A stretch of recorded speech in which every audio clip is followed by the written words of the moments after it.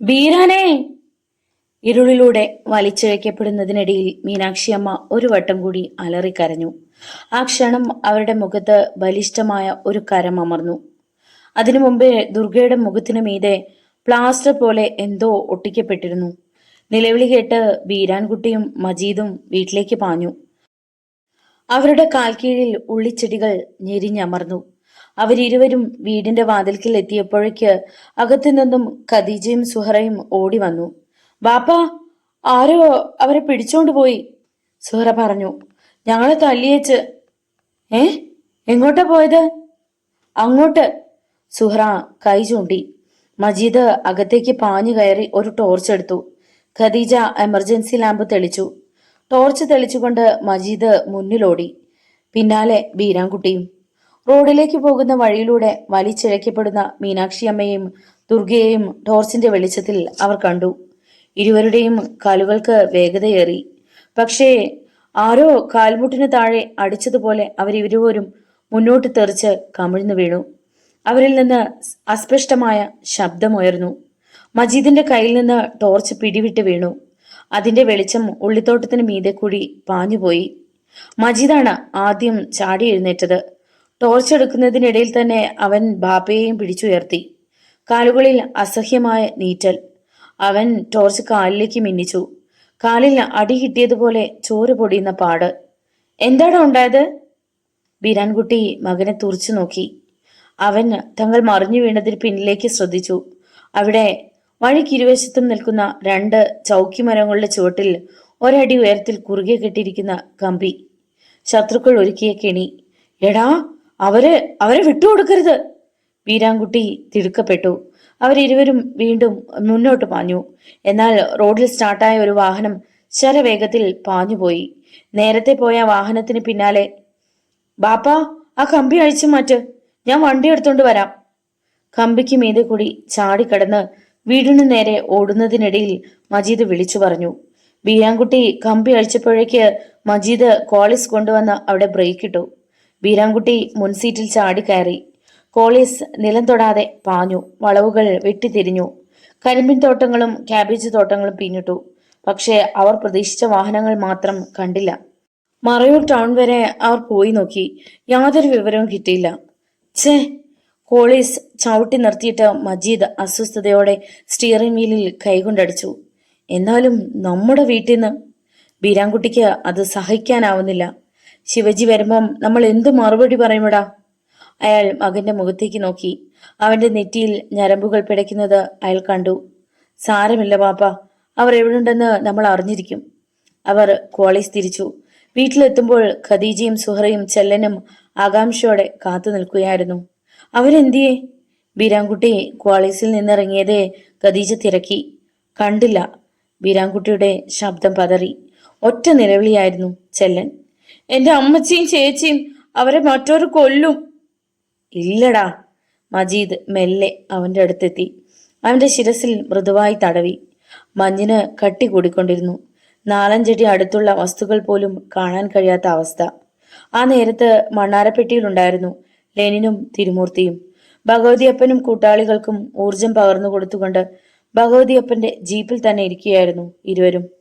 എന്റെ കണക്കുകൂട്ടൽ ശരിയാണെങ്കിൽ നേരം വെളുക്കാനൊന്നും കാത്തു നിൽക്കത്തില്ല അവർ. എത്രയും വേഗം ഇങ്ങെത്താനാവും ശ്രമിക്കുക.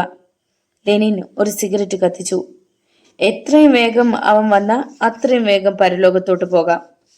ഭഗവതിയപ്പന്റെ പല്ലുകൾ ചേർന്ന് ഞെരിഞ്ഞു. തിരുമൂർത്തി മൂന്നാറിൽ കാത്തു നിൽക്കുന്ന തന്റെ ആളുകളെ വിളിച്ചു.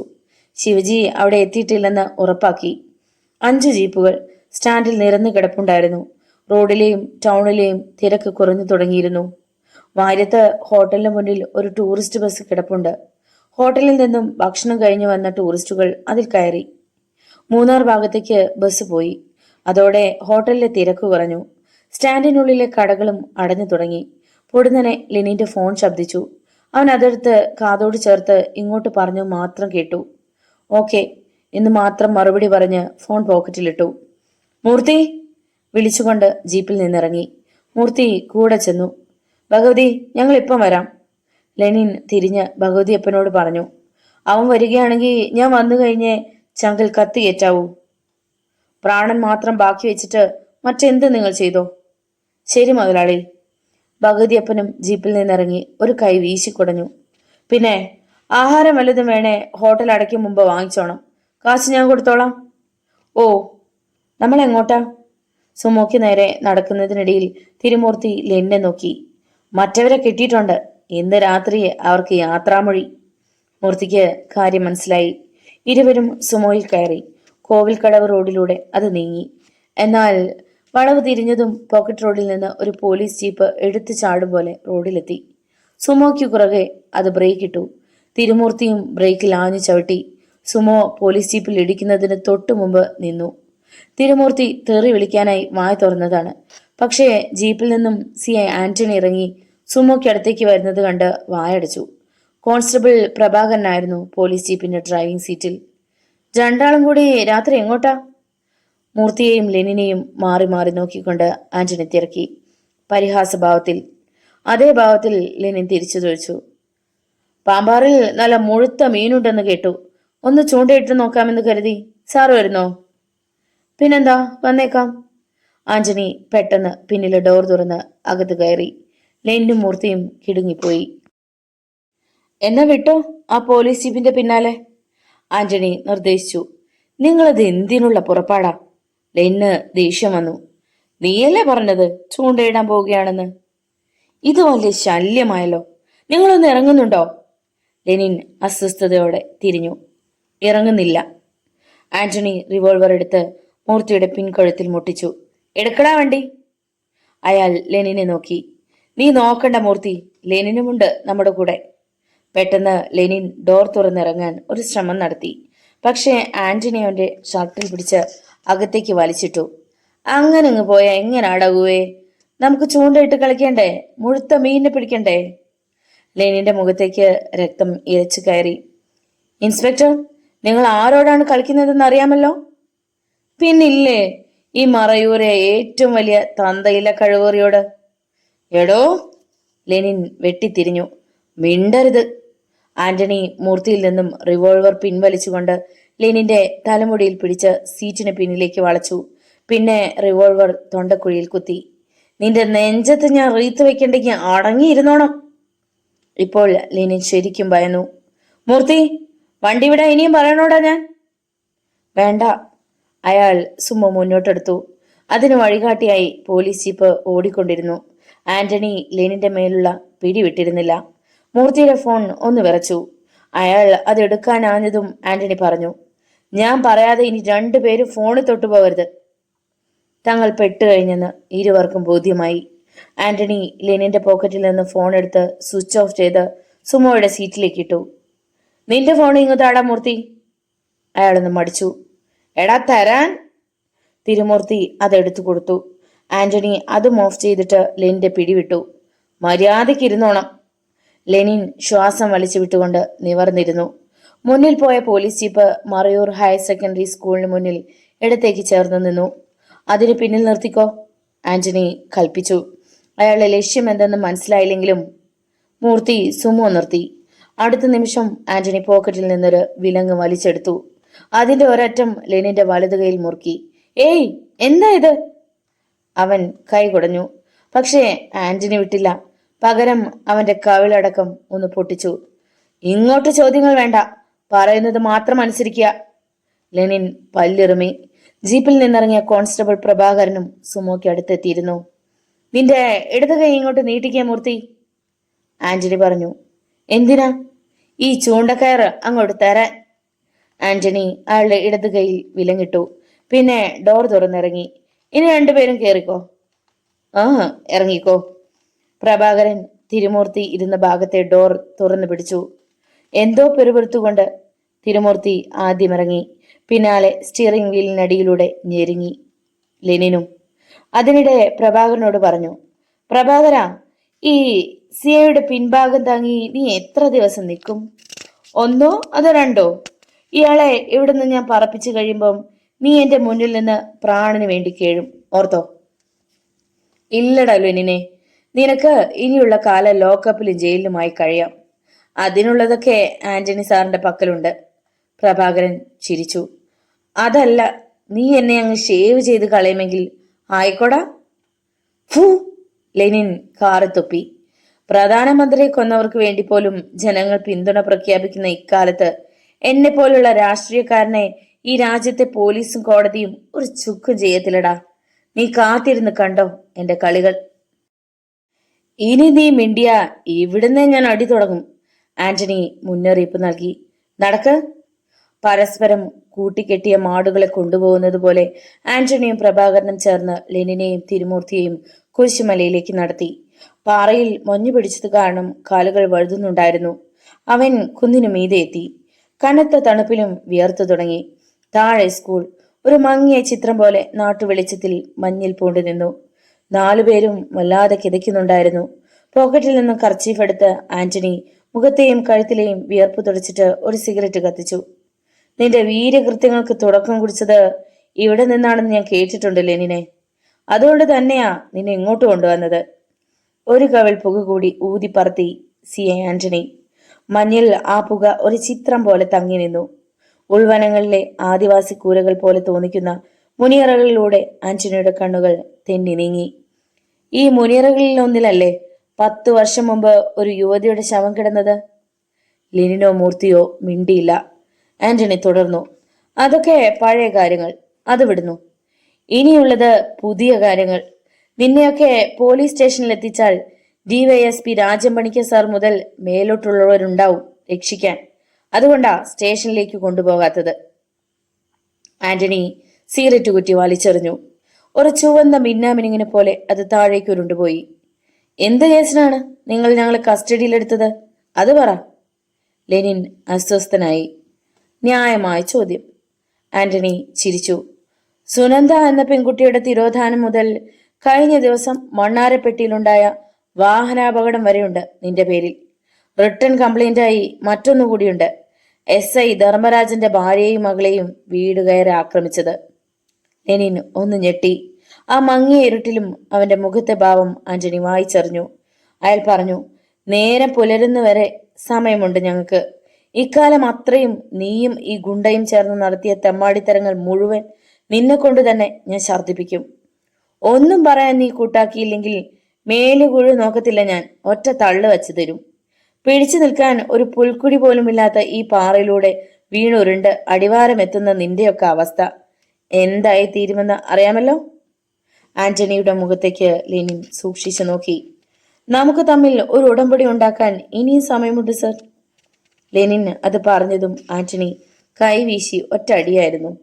വല്ലാത്തൊരു വിലാപത്തോടെ ലെനിൻ പാറപ്പുറത്തേക്ക് മറിഞ്ഞു. കൈകൾ കൂട്ടി വിലങ്ങിട്ടിരിക്കുകയായിരുന്നതിനാൽ അവന്റെ മീതയ്ക്ക് തിരുമൂർത്തിയും വീണു. അവിടെ കിടന്നുകൊണ്ട് ലെനിൻ പല്ലു ഞെരിച്ചു. ആന്റണി, ഇത് നിന്റെയും അവസാനത്തെ രാത്രിയാ. 100 തിരിച്ചു തരും ഞാൻ. അതിന് നിന്റെ തന്ത ഗോപിദാസ് വിചാരിച്ചാൽ പോലും നടക്കത്തില്ല. ആന്റണിയുടെ ഷൂസ് അണിഞ്ഞ കാൽ അവന്റെ നെഞ്ചത്തമർന്നു. ഞാനൊന്ന് ആഞ്ഞു ചവിട്ടിയാൽ മൊട്ടത്തോട് പൊട്ടുന്നത് പോലെ നിന്റെ ഹൃദയം പൊട്ടും. അത് വേണോടാ. ലെനിൻ അവിടെ കിടന്ന് ശ്വാസം കിട്ടാതെ പിടഞ്ഞു. മൂർത്തിക്കത് സഹിച്ചില്ല. ആന്റണി സാറേ, ലെനിൻ മുതലാളിയെ തൊട്ടുപോകരുത്. എന്നെ എന്ത് വേണേലും ചെയ്തോ, അല്ലെങ്കിൽ സാറിന്റെ വീട്ടിൽ ഒരു ചോര കുഞ്ഞിനെ പോലും ഞാൻ ബാക്കി വെക്കത്തില്ല. ഓ! കാൽ പിൻവലിച്ച് ആന്റണി അയാളുടെ വാരിയല്ലിൽ ഒറ്റത്തൊഴി. അമ്മേ!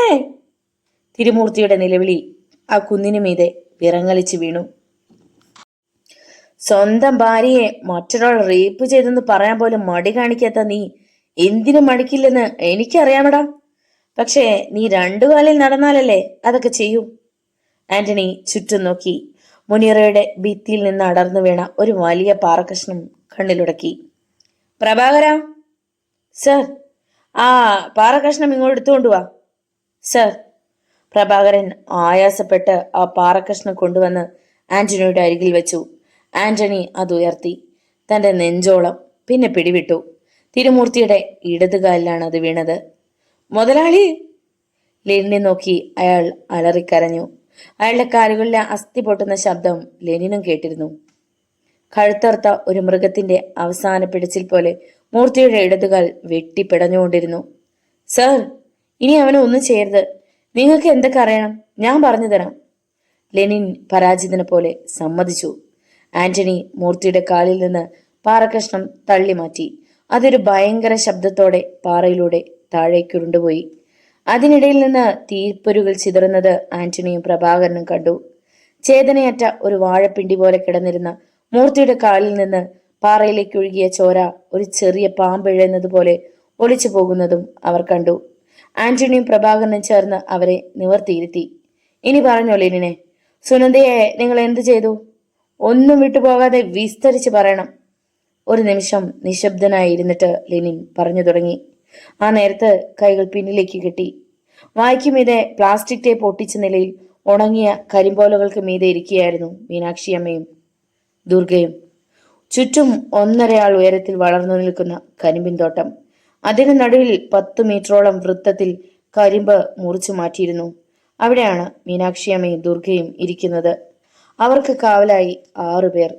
എവിടെ നിന്ന് നോക്കിയാലും തോട്ടത്തിനുള്ളിൽ ആരെങ്കിലും ഉണ്ടെന്ന് തോന്നുമായിരുന്നില്ല. കൂട്ടത്തിൽ നേതാവെന്ന് തോന്നിക്കുന്നവൻ ഇടയ്ക്കിടെ വാച്ച് നോക്കുകയും സെൽഫോണിൽ ആരെയോ ബന്ധപ്പെടാൻ ശ്രമിക്കുകയും ചെയ്തുകൊണ്ടിരുന്നു. ഛേ! രോഷത്തോടെ അയാൾ ഫോൺ കരിമ്പോലകൾക്ക് മീതെ വലിച്ചെറിഞ്ഞു. ലെനിൻ മുതലാളി മൂർത്തിയാണെനി കിട്ടുന്നില്ല. 2 ഫോണും സ്വിച്ച് ഓഫ്. 10 തവണ ഇവിടെ എത്താനുള്ള നേരം കഴിഞ്ഞു. അയാൾ കൂട്ടാളികളെ നോക്കി. നമ്മുടെ പണി തുടങ്ങിക്കോടാ. അവര് വന്നാലും ഇല്ലേലും ഈ രാത്രി അവസാനിക്കും മുമ്പ് ഇവരെവിടെ കുഴിച്ചു മൂടണം. അത് കേട്ട് മീനാക്ഷിയമ്മയും ദുർഗയും വിറച്ചുപോയി. 4 പേർ കൂന്താലിയും മൺവെട്ടിയും എടുത്തു. കരിമ്പോലകൾ വലിച്ചു നീക്കിയിട്ട് അടുത്തടുത്ത് 2 കുഴികൾ വെട്ടാൻ തുടങ്ങി. മഞ്ഞിന് കട്ടി കൂടിക്കൊണ്ടിരുന്നു. അതിനിടയിൽ പിശാച്ചുകളുടെ ചലനം പോലെ കുഴി വെട്ടിക്കൊണ്ടിരിക്കുന്നവരെ മീനാക്ഷിയമ്മയും ദുർഗയും ഭീതിയോടെ നോക്കി. ഒന്നുറക്കെ കരയാനെങ്കിലും കഴിഞ്ഞിരുന്നെങ്കിൽ, പിന്നിലേക്ക് കെട്ടിയിരിക്കുന്ന കൈകളെങ്കിലും ഒന്ന് അഴിഞ്ഞു കിട്ടിയിരുന്നെങ്കിൽ. ദുർഗ കൊതിച്ചുപോയി. 2 പേരുടെ നീളത്തിനനുസരിച്ചുള്ള കുഴി വേണം വെട്ടാൻ, കേട്ടോ? നേതാവ് അനുചരന്മാർക്ക് നിർദ്ദേശം നൽകിയിട്ട് മീനാക്ഷിയമ്മയുടെയും ദുർഗയുടെയും അടുത്ത് വന്നിരുന്നു. കൊല്ലരുതേന്ന് നിങ്ങൾ യാചിക്കും, എനിക്കറിയാം. അതുകൊണ്ടാ നിങ്ങളെ സംസാരിക്കാൻ പോലും ഞാൻ സമ്മതിക്കാത്തത്. അയാൾ ചിരിച്ചു. എന്തു ചെയ്യാനാ, ഞാൻ അങ്ങനെ ആയിപ്പോയി. നിങ്ങളുടെ മോനില്ലേ തള്ളേ, ശിവജി, ജയിലിൽ പോകും മുമ്പ് ഒരു വട്ടം അവൻ എന്നോട് മുട്ടിയിട്ടുണ്ട്. സർക്കാരിന്റെ വനത്തിലെ ഒരു ചന്ദന മുറുക്കിയായിരുന്നു ഞാൻ. പക്ഷേ അവനത് പിടിച്ചില്ല. അവന് സ്ത്രീധനം കിട്ടിയതൊന്നുമല്ലല്ലോ ചന്ദനം, ആണോ?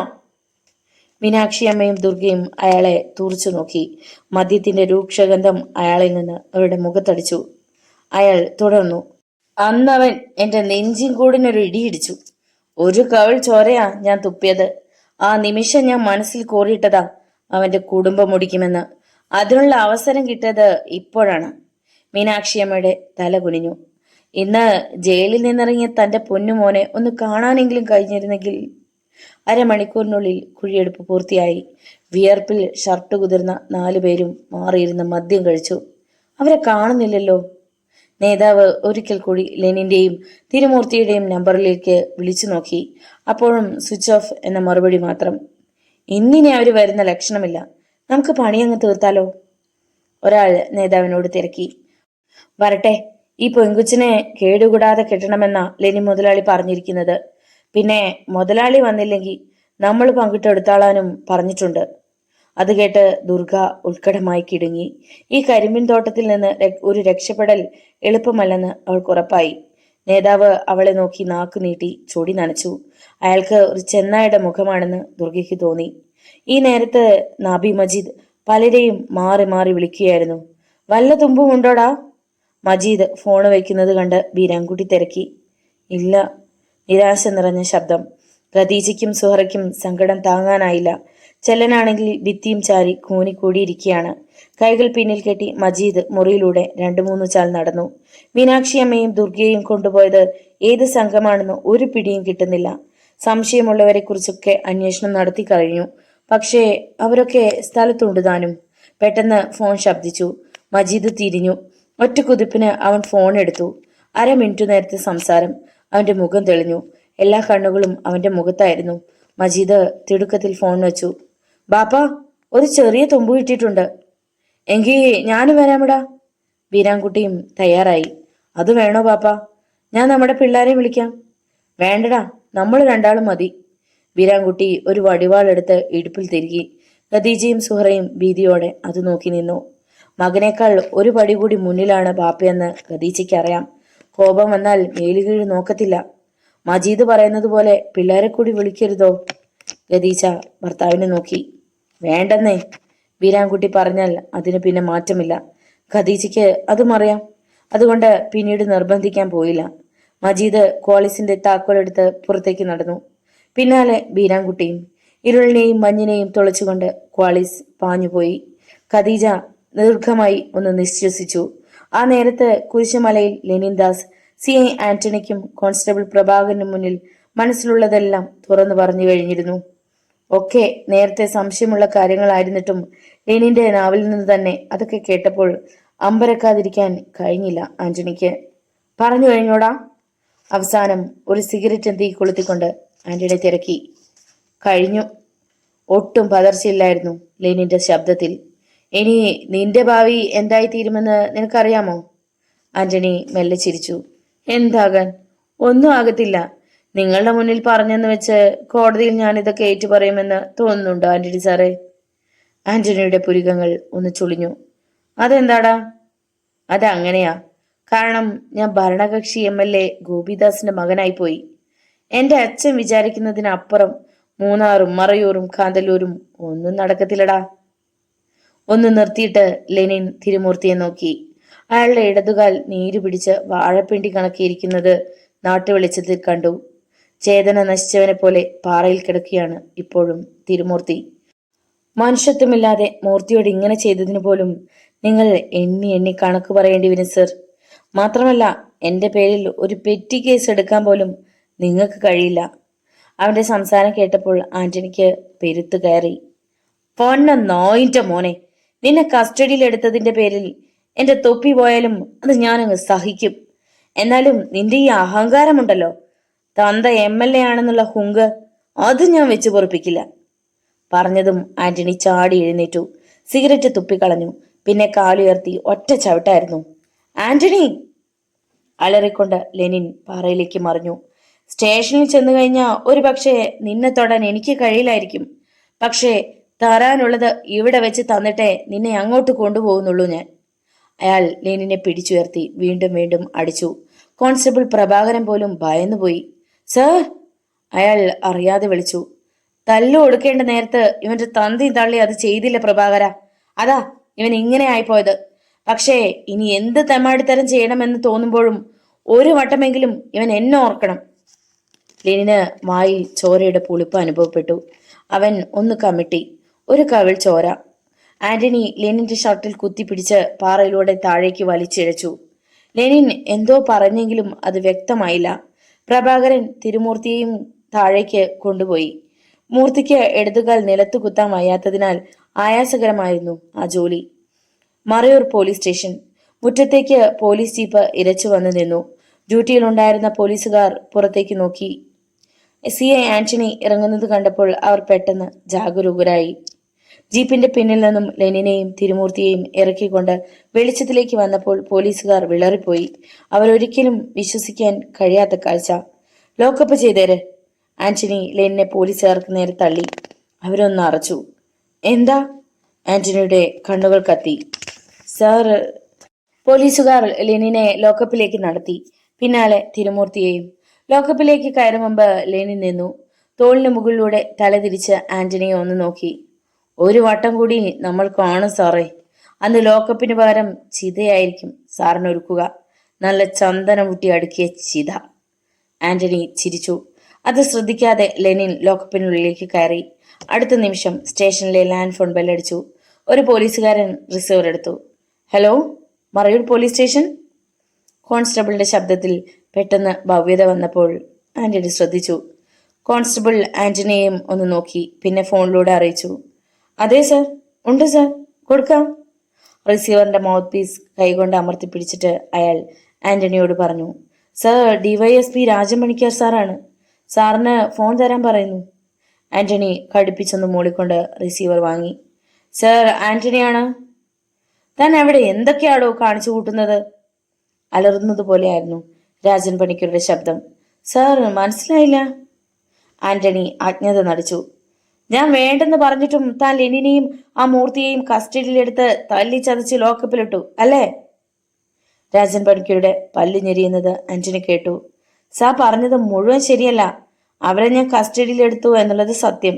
പക്ഷേ ഞാനായിട്ട് അവരുടെ ശരീരത്തിൽ കൈവച്ചിട്ടില്ല സർ. കോൺസ്റ്റബിൾ പ്രഭാകരനെ നോക്കി ഒന്ന് കണ്ണിറുക്കിയിട്ട് ആന്റണി തുടർന്നു.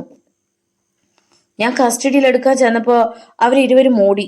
അപ്പോ മറിഞ്ഞു വീണ് പരിക്കു പറ്റിയിട്ടുണ്ടാവും. താനൊന്നും ഇനി പറയണ്ട. ഞാൻ പറയുന്നത് അങ്ങ് അനുസരിച്ചാൽ മതി. ഇപ്പോ ഈ നിമിഷം അവരെ റിലീസ് ചെയ്യണം. പറ്റില്ല സർ. മുഖത്തടിക്കും പോലെയായിരുന്നു ആന്റണിയുടെ മറുപടി. മറയൂരെ ഗുണ്ടാ ലിസ്റ്റിൽ പെടുത്താൻ പറ്റിയ 2 കൂടും കുറ്റവാളികളെയാണ് സർ ഞാൻ അറസ്റ്റ് ചെയ്തിരിക്കുന്നത്. അവരെ വിട്ടയക്കാനാണെങ്കിൽ പിന്നെ എന്തിനാണ് സർ ഇവിടെ ഒരു പോലീസ് സ്റ്റേഷനും കുറെ പോലീസുകാരും? ആന്റണി! Sorry sir. അയാൾ ശക്തിയിൽ റിസീവർ വെച്ചു. പോലീസുകാർ അയാളുടെ സംസാരം കേട്ട് ഭയന്നു നിൽക്കുകയായിരുന്നു. ഇനി എന്തൊക്കെയാവും സംഭവിക്കാൻ പോവുക?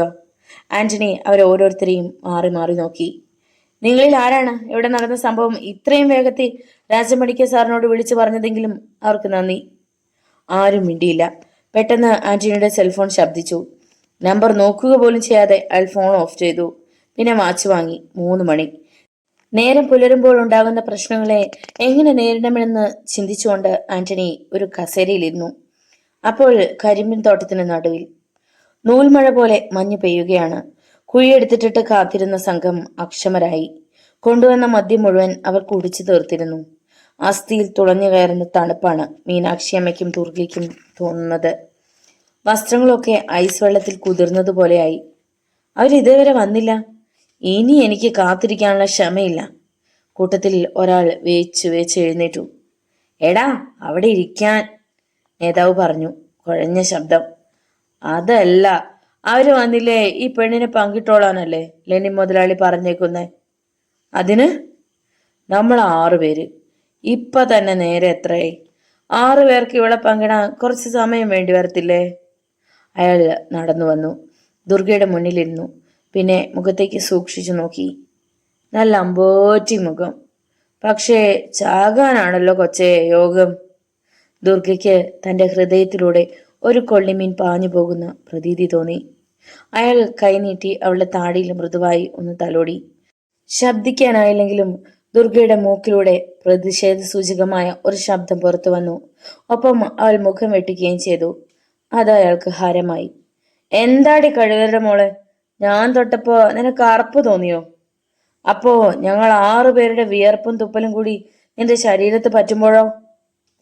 വായ്ക്കുമീതെ പ്ലാസ്റ്റിക് ടേപ്പ് ഒട്ടിച്ചില്ലായിരുന്നെങ്കിൽ അവൾ അയാളുടെ മുഖത്ത് കാറി തുപ്പിയനെ. മീനാക്ഷി അമ്മയാണെങ്കിൽ എല്ലാം കണ്ട് തകർന്നിരിക്കുകയാണ്. തങ്ങളുടെ അന്ത്യം തീരുമാനിക്കപ്പെട്ടിരിക്കുന്നു. ഇനി ദുർഗയ്ക്ക് നേരിടേണ്ടി വരുന്നത് കൊടും ക്രൂരതകളായിരിക്കും. അതേക്കുറിച്ച് ഓർത്തപ്പോൾ തന്നെ മീനാക്ഷിയമ്മ കിലുകിലെ വിറയ്ക്കാൻ തുടങ്ങി. മറ്റാരും സഹായത്തിനില്ലാത്തവർക്ക് ഈശ്വരൻ കാണും രക്ഷയ്ക്ക് എന്നാണ് പറയാറ്. പക്ഷേ ഇവിടെ ഈശ്വരന്മാർ പോലും തങ്ങളെ കൈവിട്ടിരിക്കുന്നു. പെട്ടെന്ന് ദുർഗ ഒരു കാഴ്ച കണ്ടു. കരിമ്പോലകൾക്ക് മീതെ കൂടി ഒരു കനം കുറഞ്ഞ നിഴൽ ഇഴഞ്ഞു പോകുന്നു. പാമ്പ്! ഞൊടിയിടയിൽ അവൾ കാലുകൾ ഉയർത്തി കരിമ്പോലയിൽ ആഞ്ഞു ചവിട്ടി. പാമ്പ് ഒന്ന് ചീറ്റി. യോ പാമ്പ്! മുന്നിലിരുന്നവൻ അറിയാതെ മേലേക്ക് ചാടി. പാമ്പ് പാഞ്ഞു പോകുന്നത് ദുർഗ ശ്രദ്ധിച്ചു. അടുത്ത നിമിഷം ദുർഗ കരിമ്പോലകൾക്ക് മീതെ വീണ് വെട്ടിപ്പിടാൻ തുടങ്ങി. അവളെ പാമ്പ് കടിച്ചു! കൂട്ടത്തിൽ ആരോ വിളിച്ചു പറഞ്ഞു. നാശം! മുടിഞ്ഞ പാമ്പിന് വന്ന് കടിക്കാൻ കണ്ട നേരം. നേതാവിന് ദേഷ്യം വന്നു. നമ്മുടെ പണി കുറഞ്ഞു. മറ്റൊരു ശബ്ദം. ദുർഗ തലയും കാലും നിലത്തടിച്ച് പിടഞ്ഞുരുണ്ടു. മോളെ! മീനാക്ഷിയമ്മയുടെ നിലവിളി വായിൽ കുരുങ്ങിക്കിടന്നു. അവർ പിന്നോട്ട് കെട്ടിയ കൈ തറയിൽ കുത്തി മകൾക്കു നേരെ ഇഴഞ്ഞു. നേതാവ് പാഞ്ഞു വന്നു.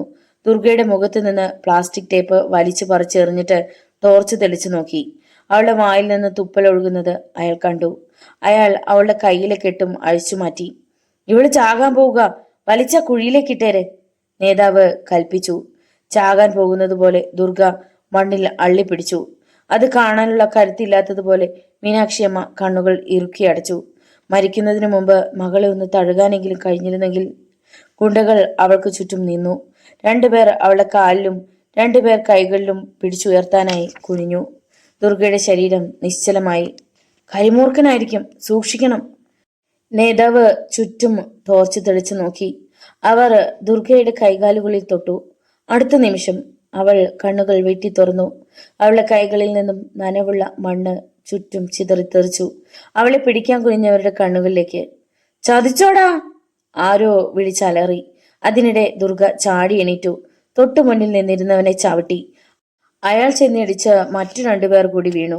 അതിലൊരാൾ നേരത്തെ എടുത്ത കുഴിയിലേക്ക് തന്നെയാണ് വീണത്. അവളെ വിടരുത്! നേതാവിന്റെ ഗർജനം കരിമ്പിൻ തോട്ടത്തെ നടുക്കി. ദുർഗ കൊടുങ്കാറ്റിന്റെ വേഗത്തിൽ അമ്മയെ പിടിച്ചുയർത്തിക്കൊണ്ട് കരിമ്പിൻ കാട്ടിലേക്ക് ഇടിച്ചു കയറി. മിന്നൽ പോലെ. കൈകൾ പിന്നിൽ കെട്ടിയിരിക്കുകയായിരുന്നതിനാൽ മീനാക്ഷി അമ്മയ്ക്ക് വേഗത്തിൽ ഓടാൻ കഴിയുമായിരുന്നില്ല. കാട്ടുപന്നികൾ പാഞ്ഞു വരുന്നത് പോലെ പിന്നിൽ കരിമ്പോലകൾ വകഞ്ഞു മാറ്റുന്ന ശബ്ദം കേട്ടു. അമ്മ വേഗം! മീനാക്ഷി അമ്മയെ പിടിച്ചുകൊണ്ട് ഓടുകയാണ് ദുർഗ. കരിമ്പോലകൾ കൊണ്ട് അവരുടെ മുഖവും കഴുത്തും കൈകളും മുറിഞ്ഞു നേറി. ഒന്നും കാര്യമാക്കിയില്ല. ജീവിതത്തിനും മരണത്തിനും ഇടയ്ക്കുള്ള അവസാന മത്സരമാണിത്. ജയിച്ചാൽ പ്രാണൻ ബാക്കി, തോറ്റാൽ അതോടെ എല്ലാം തീർന്നു. ഓടുന്നതിനിടയിൽ ദുർഗ തിരിഞ്ഞു നോക്കി. കരിമ്പിൻകാട് ഉലയുന്നത് കാണാം. പെട്ടെന്ന് തങ്ങൾക്ക് മുന്നിൽ കാൽ കീഴിൽ ഭൂമിയില്ലെന്ന് ഇരുവരും അറിഞ്ഞു. അമ്മേ! ദുർഗ പൂർത്തിയാക്കും മുമ്പ് ഇരുവരും താഴേക്ക് പോയി. ഒപ്പം അവരുടെ നിലവിളികളും. അമ്മേ! താഴേക്ക് പോകുന്നതിനിടയിലും ദുർഗ അമ്മയെ പിടിവിട്ടിരുന്നില്ല. എന്താണ് സംഭവിക്കുന്നതെന്ന് മീനാക്ഷി അമ്മയ്ക്ക് വ്യക്തമായിരുന്നില്ല. കരിമ്പോലകൾക്കിടയിലൂടെയാണ് പോകുന്നതെന്ന് ദുർഗ അറിഞ്ഞു. ബ്ലേഡ് കൊണ്ട് മുറിയുന്നത് പോലെ കരിമ്പോലകൾ കൊണ്ട് ശരീരം പിളർന്നു. അവസാനം ചാഞ്ഞു കിടന്നിരുന്ന കുറെ കരിമ്പോലകൾക്ക് മീതെ ഇരുവരും വീണു. അവിടെ കിടന്നുകൊണ്ട് ദുർഗ മുകളിലേക്ക് നോക്കി. പൊട്ടക്കിണറ്റിൽ നിന്ന് കാണുന്നത് പോലെ നരച്ച ആകാശം. നട്ടില് തകർന്നതുപോലെയുള്ള വേദന. ശരീരം ഉയർത്താനാവുന്നില്ല. ദുർഗ വല്ല വിധേനയും മീനാക്ഷിയമ്മയുടെ വായ്ക്കുമീതെ ഒട്ടിച്ചിരുന്ന പ്ലാസ്റ്റിക് ടേപ്പ് പറിച്ചു കളഞ്ഞു. മോളെ! വർഷങ്ങൾക്ക് ശേഷം ഒച്ചയെടുത്തതുപോലെ മീനാക്ഷിയമ്മയുടെ ചിലമ്പിച്ച ശബ്ദം. മിണ്ടല്ലമ്മേ, അവര് പിറകെയുണ്ട്. ദുർഗ മീനാക്ഷിയമ്മയുടെ വായ് പൊത്തി. എന്റെ കൈയും കൂടി ഒന്ന് അഴിച്ചുതാടി. അവർ ശബ്ദം താഴ്ത്തി. ഒരു കരിമ്പിൽ പിടിച്ച് ദുർഗ നിവർന്നിരുന്നു. മീനാക്ഷിയമ്മ ഒരു വശത്തേക്ക് ചരിഞ്ഞു കൊടുത്തു. ദുർഗ അവരുടെ കെട്ടഴിച്ചു. കയ്യാലിക്ക് മീതെ കരിമ്പോലകൾ അനങ്ങി. മുത്തുമണികൾ പോലെ മഞ്ഞിത്തുള്ളികൾ താഴേക്കൂറി ചിതറി വീണു. അമ്മേ, അവരെത്തി! ദുർഗ അവരുടെ കൈ പിടിച്ച് കരിമ്പിൻ കാട്ടിലേക്ക് നുഴഞ്ഞു കയറി. ഓടി വന്നവരുടെ കയ്യിൽ ടോർച്ചൊന്നും ഉണ്ടായിരുന്നില്ല. വന്ന വേഗത്തിൽ ഒരുത്തന്റെ കാൽ വഴുതി. കയ്യാലയിൽ നിന്ന് താഴേക്ക് വീഴാതെ അയാൾ ഒരു കരിമ്പിൽ തൂങ്ങിക്കിടന്ന് വിളിച്ചു പറഞ്ഞു. എടാ, താഴെ കുഴിയാ, വീഴരുത്! മറ്റുള്ളവർ അവനെ വലിച്ചു കയറ്റി. ആ സംഘം അവിടെ നിന്നും ചുറ്റും നോക്കുന്നത് കരിമ്പോലകൾക്കിടയിലൂടെ ദുർഗ കണ്ടു. ഇരുവരും ശ്വാസം പോലും നിയന്ത്രിച്ച് അനങ്ങാതിരുന്നു. നാശം പിടിച്ചവര് എങ്ങോട്ട് പോയി? ഒരാൾ പിറുപിറുക്കുന്നത് അവർ കേട്ടു. ഈ ഭാഗത്തേക്ക് തന്നെ ഓടിപ്പോന്നെന്ന് തോന്നുന്നു. ഏതായാലും ഈ തോട്ടത്തിന് പുറത്തു പോകാൻ അവരെ നമ്മൾ അനുവദിക്കത്തില്ല. മറ്റൊരു ശബ്ദം. എന്തു ചെയ്യും? ചുറ്റുപാട് നിന്നും തോട്ടത്തിന് തീയിടണം, വെന്ത് ചാകണം അവര്. അത് കേട്ട് മീനാക്ഷിയമ്മ ദുർഗയുടെ കൈകൾ അമർത്തി പിടിച്ചു. മഞ്ഞ് പിടിച്ചതാണേലും ഉണങ്ങിയ കരിമ്പോലെ ധാരാളം ഉള്ളതുകൊണ്ട് തീയൊന്ന് പിടിച്ചു കിട്ടിയാൽ മതി. പിന്നെ പിന്നെ ചൂട്ടുപോലെ കത്തി എരിഞ്ഞോളും. നേതാവിന്റെ ശബ്ദമാണതെന്ന് തോന്നി. അപ്പോ കരിമ്പോ? പോട്ട പുല്ല്. കരിമ്പിനേക്കാൾ പ്രാധാന്യം ഇപ്പോ അവറ്റകൾ ചത്തു കിട്ടുന്നതാ. 10 25 കൊപ്പറപ്പാനി കിട്ടിയേക്കും. അത് പോയെന്ന് പറഞ്ഞാലും ലെനിൻ മുതലാളി ഒന്നും പറയത്തില്ല. അവർ മടങ്ങിപ്പോകുന്ന ശബ്ദം. മോളെ, അവര് തോട്ടത്തിന് തീയിടാൻ പോയതാ. മീനാക്ഷിയമ്മയുടെ ശബ്ദം വിറച്ചു. അതിനു മുമ്പ് രക്ഷപ്പെടണം. അമ്മ വാ.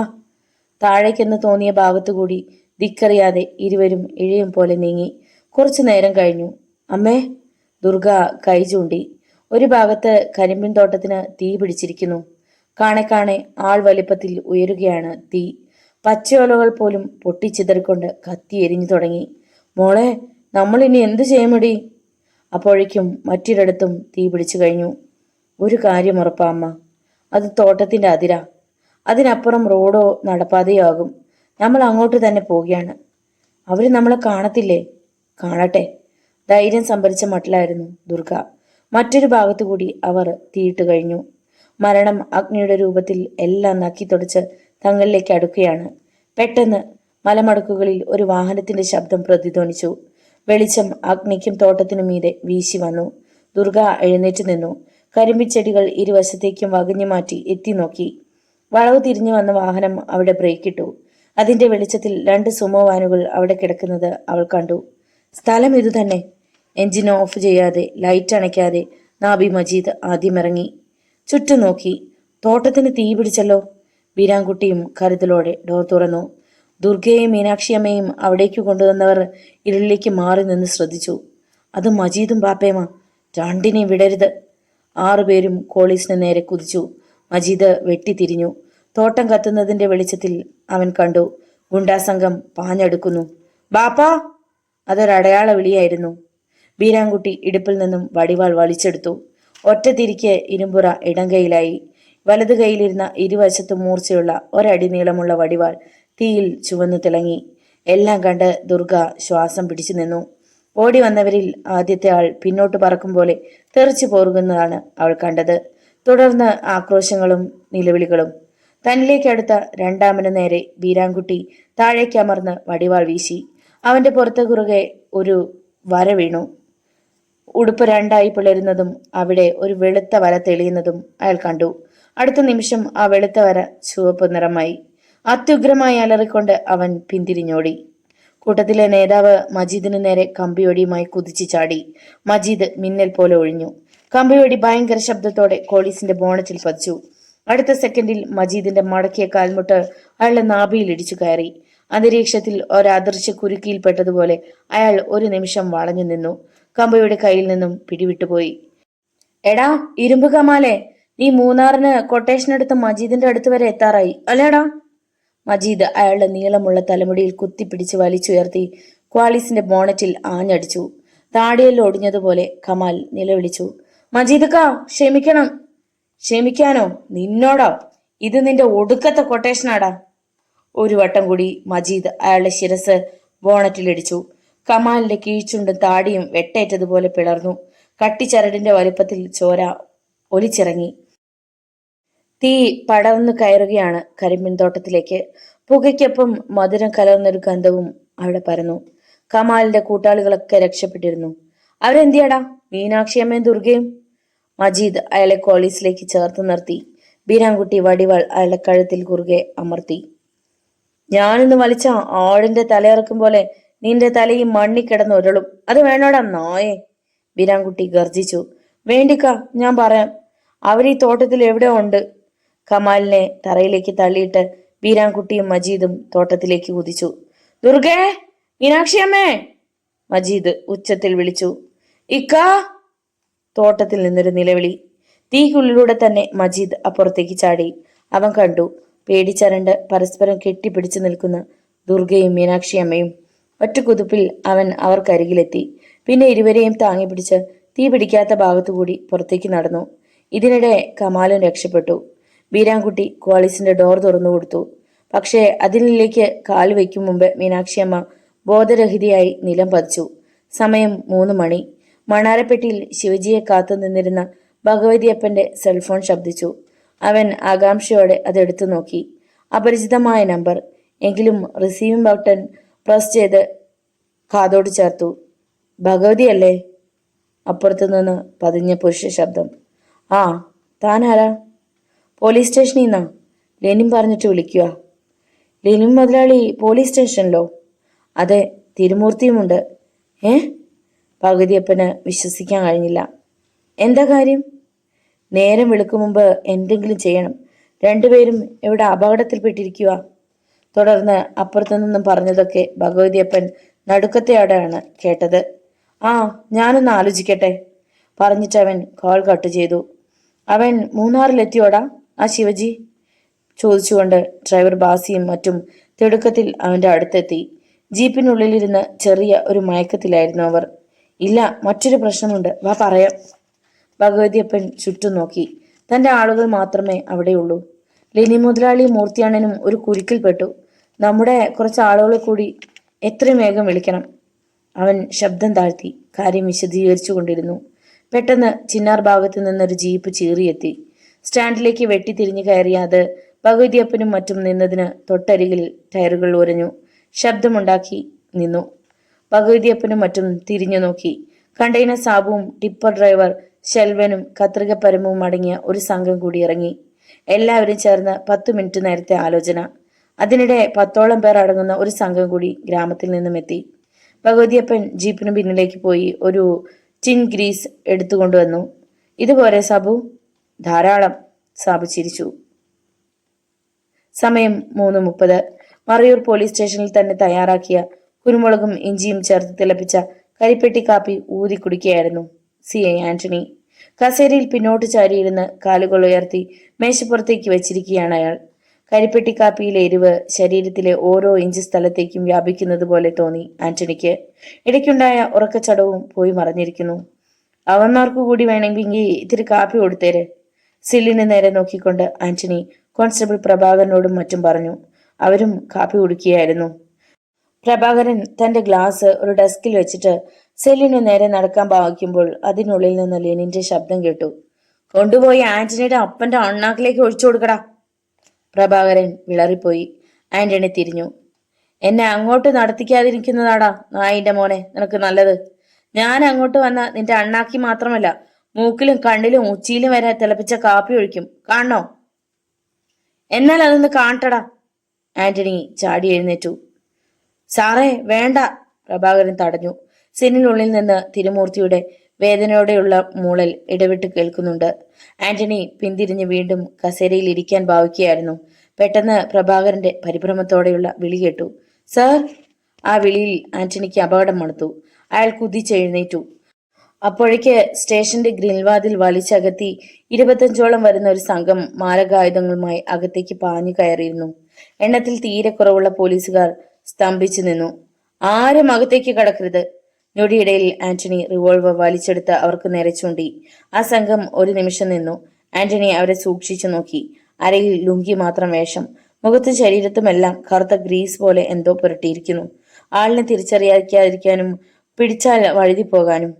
ആരെങ്കിലും ഒരടി മുന്നോട്ട് വെച്ചാൽ അവന്റെ നെഞ്ചിൻകൂടിന്റെ കട്ടി പരിശോധിക്കും ഞാൻ. ബുള്ളറ്റ് കൊണ്ട് സ്റ്റേഷൻ ആക്രമിച്ചപ്പോ സ്വയരക്ഷയ്ക്ക് വെടിവെച്ചതാണെന്ന് ഞാൻ പറയുകയും ചെയ്യും. കൂടുതൽ ചങ്കുറപ്പുള്ളവൻ മുന്നോട്ട് വാടാ. ആന്റണി കൈയാട്ടി വിളിച്ചു. ഈ നേരത്തിനുള്ളിൽ പ്രഭാകരനും മറ്റു പോലീസുകാരും CIക്ക് പിന്നിൽ നിരന്നു. പെട്ടെന്ന് അതിക്രമിച്ച് കയറിയവരിൽ ആരോ ഒന്ന് ചൂളമടിച്ചു. അതൊരടയാളമായിരുന്നു. അവർക്കിടയിൽ നിന്ന് ഒരു ബൾബ് ചീറി വന്നു. അത് ആന്റണിക്ക് മുന്നിൽ തറയിൽ വീണ് ചിതറിത്തെറിച്ചു. ഒപ്പം അതിൽ നിന്നൊരു ദ്രാവകം അവർക്ക് മേൽ തെറിച്ചു വീണു. ആസിഡ്. ആന്റണി പോലും 2 അടി പിന്നോട്ട് മാറിപ്പോയി. തകർക്കടാ! അവർക്കിടയിൽ നിന്നൊരലർച്ച. ക്ഷണനേരത്തിനുള്ളിൽ ആ ഹാളിലെ കമ്പ്യൂട്ടറും ഫോണും മേശപ്പുറത്തിരുന്ന വയർലെസ്സും ഒക്കെ ചിതറിപ്പോയി. കണ്ണിൽ കണ്ടതൊക്കെ അവർ തല്ലി തകർക്കുകയാണ്. ആന്റണി മച്ചിനു നേരെ ഒരു വെടി ഉതിർത്തു. ആ ശബ്ദം പോലീസ് സ്റ്റേഷന്റെ മുറികളെ വിറപ്പിച്ചു. പക്ഷേ സംഘം അടങ്ങിയില്ല. ചുമ്മാ പൊട്ടാസ് പൊട്ടിച്ച് പേടിപ്പിക്കല്ലേ സാറേ. ഞങ്ങളിൽ എത്ര പേരെ സാറ് വെടിവെച്ചിടും? അതൊന്ന് കാണട്ടെ. അവർ വെല്ലുവിളിച്ചുകൊണ്ട് അയാൾക്ക് നേരെ കുതിച്ചു. കാര്യം പിടിവിട്ടു പോയെന്ന് ആന്റണി തിരിച്ചറിഞ്ഞു. ഇതിനിടെ 2-3 പോലീസുകാർ പിന്തുടർന്നോടി. ഇനി ഒറ്റ മാർഗം. ആന്റണി ലോക്കപ്പിന് നേരെ പാഞ്ഞു. ഇരുമ്പഴികളിൽ പിടിച്ച് പുറത്തേക്ക് നോക്കി നേർത്ത ചിരിയോടെ നിൽക്കുകയായിരുന്നു ലെനിൻ. കണ്ടോടാ പോലീസ് നായ എന്റെ ആൾക്കാരെ, അവൻ പല്ലിളിച്ചു. കണ്ടടാ, ഇതുകൂടി കണ്ടോളാൻ അവന്മാരോട് പറ. പറഞ്ഞതും ആന്റണി അഴികൾക്കിടയിലൂടെ അകത്തേക്ക് കൈ കടത്തി. ലെനിന്റെ ഷർട്ടിൽ കുത്തിപ്പിടിച്ച് വലിച്ചടിപ്പിച്ചു നിർത്തി. ലെനിന്റെ മുഖം 2 അഴികൾക്കും മധ്യയായി. ആന്റണി റിവോൾവറിന്റെ ബാരൽ കൊണ്ട് ഒറ്റയിടി. നേരത്തെ മുഖം ചതഞ്ഞിരുന്ന ലെനിൻ ഒരു നിലവിളിയോടെ വാ തുറന്നു.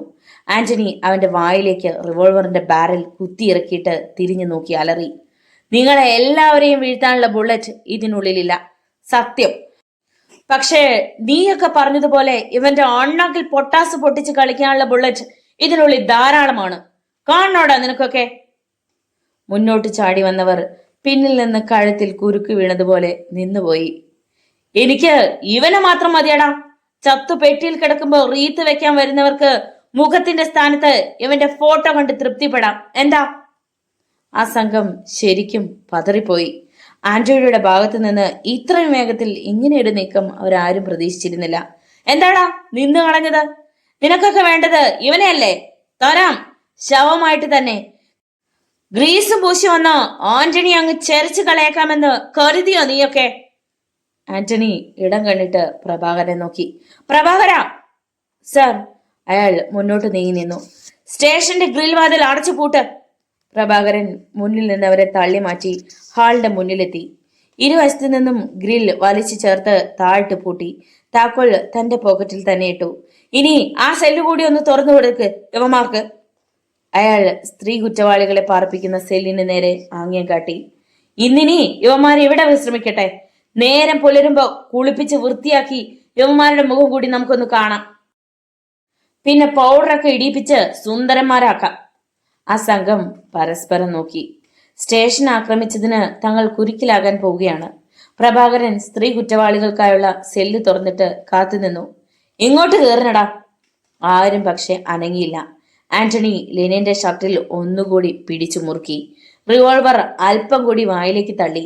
തന്റെ അണ്ണാക്കിൽ ലോഹക്കുഴലിന്റെ തണുപ്പ് ലെനിൻ ശരിക്കും അറിഞ്ഞു. അവൻ വിളറി വിയർത്തു. വിയർപ്പ് കണങ്ങൾ ഒന്ന് ചേർന്ന് കഴുത്തിലൂടെ താഴേക്കിറ്റു. ലെനിൻ മുതലാളിയെ വിടറാ. ലോക്കപ്പിനുള്ളിൽ തറയിൽ കിടന്ന് തിരുമൂർത്തി ആന്റണിയെ തേറി വിളിച്ചു. ലെനിൻ കുതിറാൻ നോക്കി. കഴിഞ്ഞില്ല. അവന്റെ കവിളലുകൾ ലോക്കപ്പഴികളിൽ അമർന്ന് വേദനിച്ചു. അന്ത്യവാചകം പോലെ ആന്റണി പറഞ്ഞു, ഞാൻ 3 വരെ എണ്ണും. അതിനുള്ളിൽ നീയൊക്കെ ആ ലോക്കപ്പിൽ കയറില്ലെങ്കിൽ ആദ്യ ബുള്ളറ്റ് ഇവന്റെ തലയോട് പിളർക്കും. അയാൾ എണ്ണി. 1. നിമിഷങ്ങൾ പോലും നടുങ്ങി നിന്നു. ആന്റണി തുടർന്നെണ്ണി. 2. അയാളുടെ വിരൽ ട്രിഗറിൽ അമരുന്നതും സിലിണ്ടർ കറങ്ങുന്നതും അവർ കണ്ടു. എല്ലാവരും ക്ഷമിക്കണം. കുറച്ച് ശാരീരിക ബുദ്ധിമുട്ടുകളൊക്കെ ഉണ്ടായിരുന്നത് കാരണമാണ് വീഡിയോ ഇടാൻ ഇങ്ങനെ ലേറ്റ് ആവുന്നത്. അപ്പോൾ വീഡിയോ ഇഷ്ടമായാൽ എല്ലാവരും ഒന്ന് ലൈക്ക് ചെയ്യുക, ഷെയർ ചെയ്യുക, സബ്സ്ക്രൈബ് ചെയ്യുക. വീണ്ടും കാണാം. നന്ദി.